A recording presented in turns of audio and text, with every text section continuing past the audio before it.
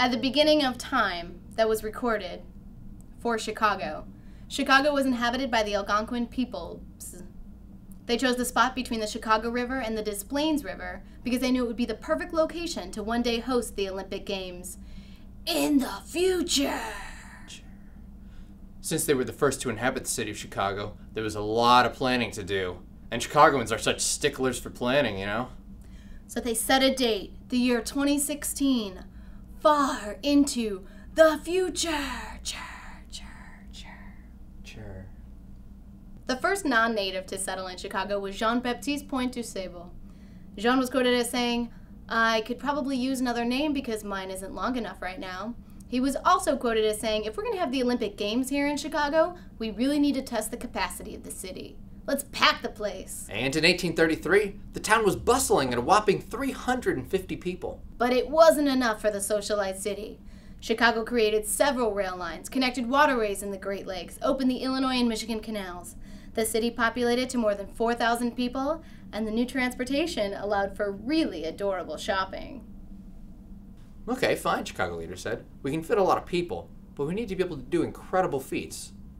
Let's raise the city up a couple notches, show the world how amazing we are. So in 1856, the town was literally elevated 4 to 5 feet, thus putting Chicago on a higher platform so all the world can see how ready it was to host the youth of the world in athletic competition.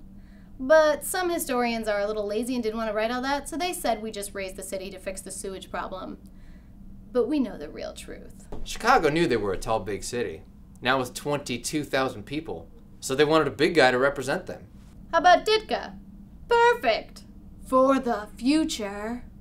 So for now, we'll just use Abraham Lincoln. So Chicago nominated a really tall guy from their state of Illinois, with a really tall hat, and eventually got him the tallest position in the nation. President of the United States. Lincoln loved how nice everyone was in Chicago, and wanted to spread the nice. So he freed the slaves and made sure the nation didn't fall apart from civil war. To this day, Lincoln is remembered as being a really nice guy from Illinois. And niceness is pretty contagious in Chicago. In fact, many years later, Pablo Picasso was commissioned to do artwork for the city. He was so overcome by the friendliness of Chicago that he refused the $100,000 he was offered to be paid for the piece. Instead, he just donated it. What a nice guy. Rewinding back to the 1800s, even more people moved to the city to be around friendly Chicagoans, aka Friendcagoans. Plus, they just wanted to get a really good seat for the 2016 games. From 1870 to 1900, Chicago grew from 299,000 to 1.7 million people, the fastest growing city in human history at that time. That's so fast! During that time, the Great Chicago Fire occurred in 1871, burning many of the city's buildings and homes. While it was horrible and devastating, the city was determined to rebuild taller and stronger. So to prove that Chicago could rise from the ashes, city officials decided to go through a test run for the 2016 games. Hey guys, let's go through a test run for the Olympic Games in 2016.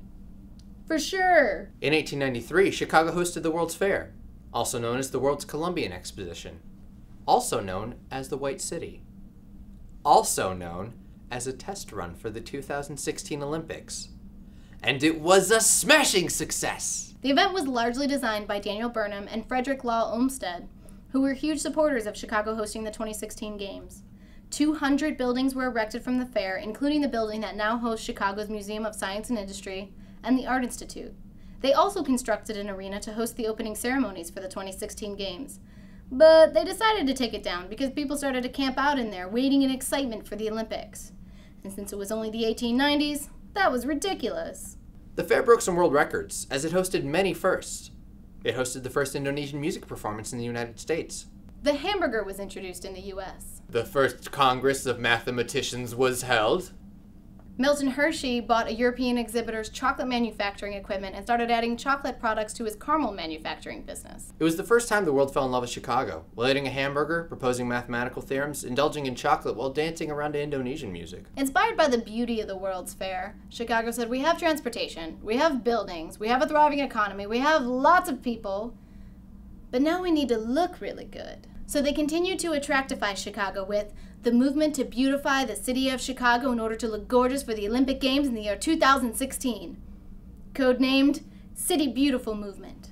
City Beautiful Movement was a progressive reform movement in North American architecture and urban planning, also increasing the quality of life social morale, and good old Chicago pride. It's so beautiful! It gave way to grand buildings, fountains, large park systems, broad boulevards and parkways. And adorable shopping. And Chicago hasn't stopped beautifying or growing since. In 1930, it built the Merchandise Mart for Marshall Field and Company, which was the largest commercial structure. That year, the Adler Planetarium opened. It was the first planetarium in the Western Hemisphere.